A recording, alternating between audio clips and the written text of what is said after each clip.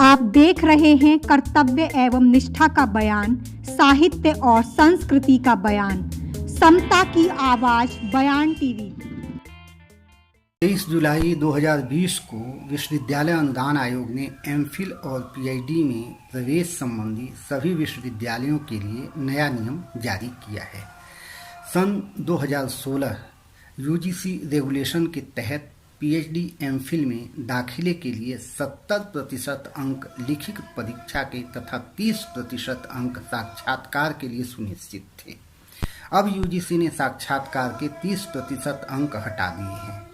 अब MPhil PhD में प्रवेश के लिए सामान्य वर्ग के विद्यार्थियों को कम से कम 50% अंक लाना अनिवार्य है। वहीं आरक्षित वर्ग के विद्यार्थियों को कम से कम 45% अंक लाना होगा। यह नियम सभी विश्वविद्यालयों को मानना अनिवार्य है। इस प्रक्रिया में क्या अच्छा है और क्या कमी है, इसको भी जान लेना चाहिए। अच्छाई तो यह है कि साक्षात्कार में अब चयन संबंधी मनमानी नहीं होने पाएगी। चयन प्रक्रिया पारदर्शी होगी। योग्य विद्यार्थियों को शोध कार्य करने का अवसर मिलेगा। इससे निश्चित रूप से शोध की गुणवत्ता में सुधार होगा। शोध विषय संबंधी दायरा बढ़ेगा। वे विषय जिन्हें शोध कार्य से उपेक्षित कर दिया जाता था, अब शोधार्थी उन विषयों को अपनी रुचि से चयन कर सकते हैं। इससे इंटरडिसिप्लिनरी शोध की संभावना बढ़ेगी। बहुत कम विश्वविद्यालयों में इंटरडिसिप्लिनरी शोध कार्य को मान्यता दी गई है। अब शोधार्थी शोध अध्ययन के लिए विभिन्न क्षेत्रों का चयन कर सकते हैं तथा विभिन्न क्षेत्रों से संदर्भ लेकर अपने शोध कार्य को प्रमाणित भी कर सकते हैं। जबकि इससे पहले साक्षात्कार में ऐसे विषयों के प्रति अरुचि दिखाई जाती है।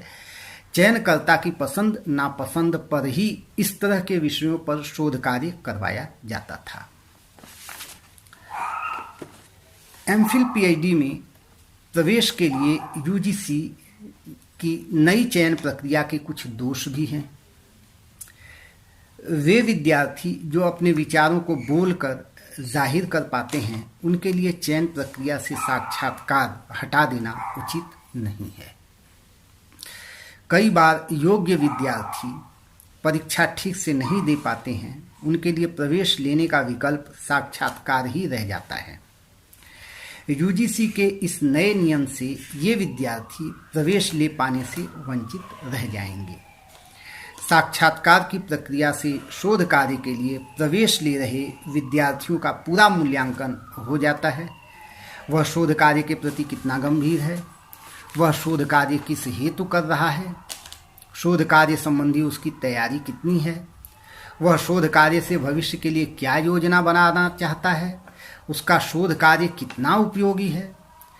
इन तमाम विषय पर शोधार्थी को परखने के लिए ही साक्षात्कार लिया जाता है।